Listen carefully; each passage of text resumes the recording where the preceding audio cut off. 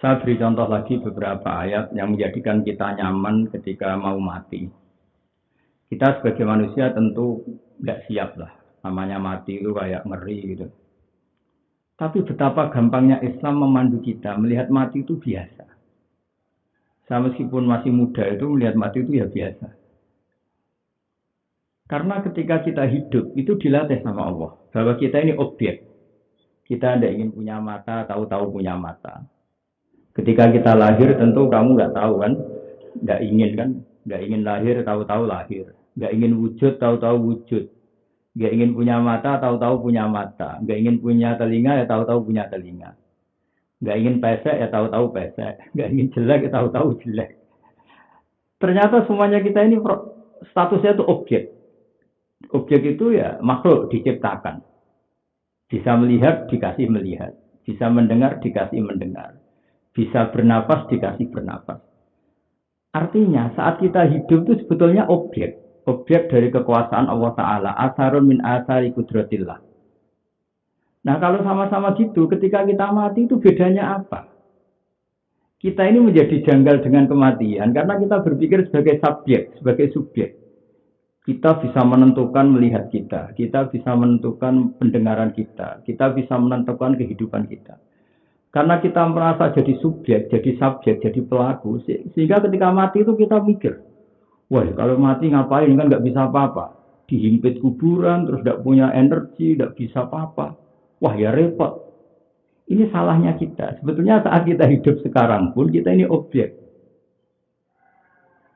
Ya karena kita tidak pernah menciptakan mata kita, tahu-tahu punya mata, tidak bisa menciptakan telinga, tahu-tahu punya telinga.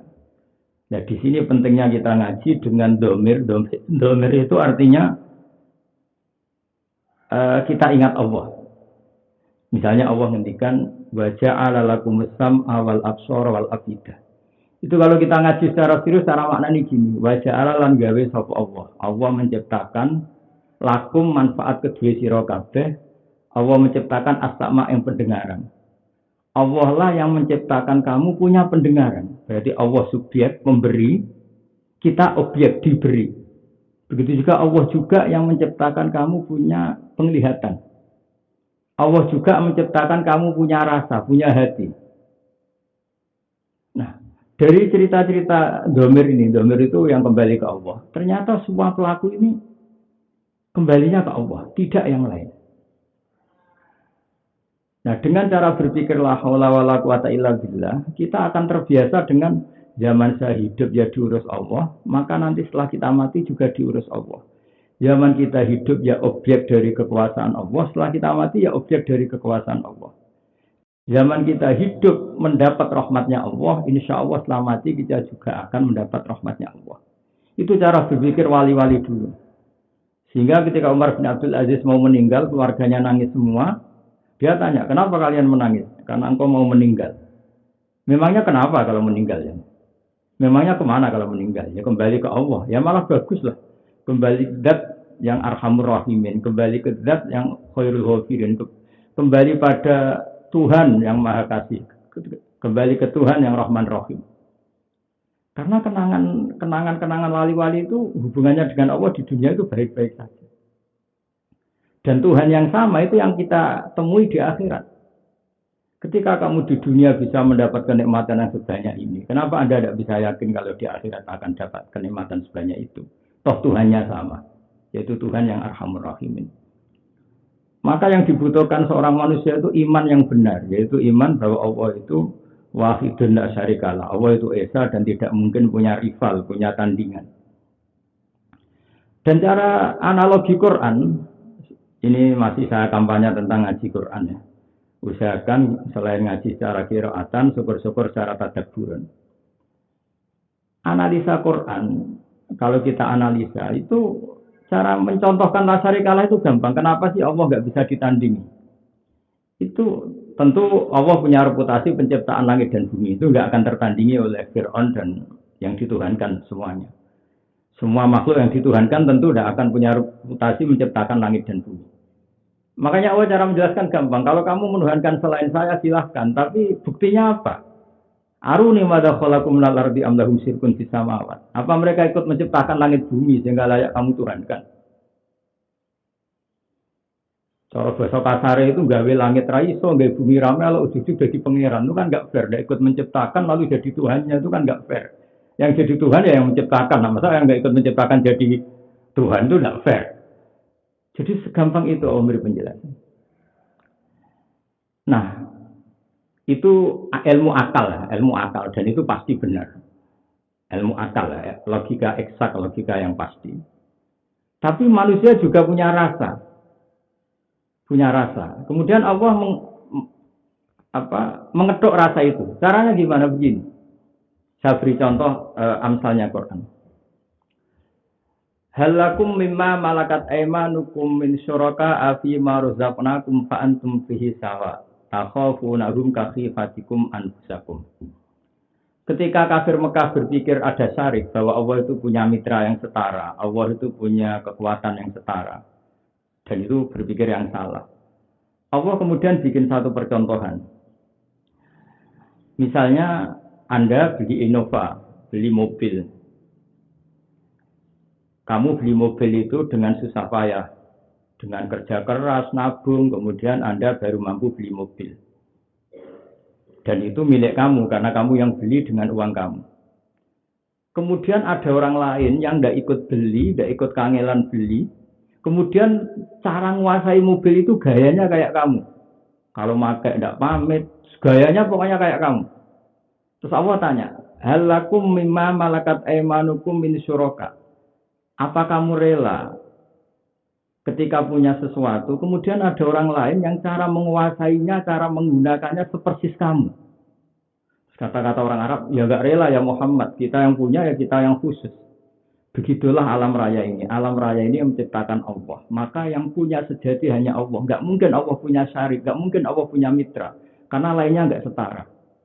Sama, pemilik mobil itu tidak akan setara dengan yang lainnya. Artinya kalau ada yang pinjem ya bilang pinjem. Memohon-mohon itu pun mungkin waktunya terbatas sekali. Itu pun dengan segala kesungkanannya dan segala adabnya. Jadi ini yang saya harapkan dari umat Islam supaya Ramadan itu sering baca Quran, selain baca secara qiraah, juga secara tadabbur. Tadabbur itu ya makna-maknanya diangan-angan supaya nanti iman kita tambah kuat. Kemudian berikutnya, menemukan Allah itu tidak harus dengan ibadah yang mengikuti orang lain. Ada ibadah bersama kayak sholat jamaah. Tapi ada ibadah yang dicontohkan Gus Yassin tadi. Ada orang yang mungkin merasa ibadahnya itu nyaman kalau sedekah. Ada yang nyaman kalau tahajud. Ada yang nyaman kalau tarkul mungkarat, meninggalkan hal-hal yang enggak baik. Ada yang ibadah itu nyamannya dia tidak ngambil sikap. Saya beri sekian contoh. Betapa mudahnya agama ini menjadikan orang dekat Allah Ta'ala. Ada orang nakal, disebut bahiyah. Bahiyah itu ya semacam orang nakal. Dia pulang dari aktivitasnya yang enggak benar itu, melihat anjing. Anjing itu kelihatan sekali kehausan. Terus dia empati sama anjing itu, dia turun ke sumur, zaman itu enggak ada sanyo ya, dia harus turun ke sumur. Dan karena tidak bawa wadah, tidak bawa cibuk, dia pakai sepatunya diisi air, kemudian diminumkan ke anjing itu. Kemudian gara-gara empati sama anjing itu, dia dimaafkan Allah. Ini di bab usul fikih disebut waqi'atul hal. Waqi'atul hal itu satu peristiwa yang nggak boleh dikiaskan.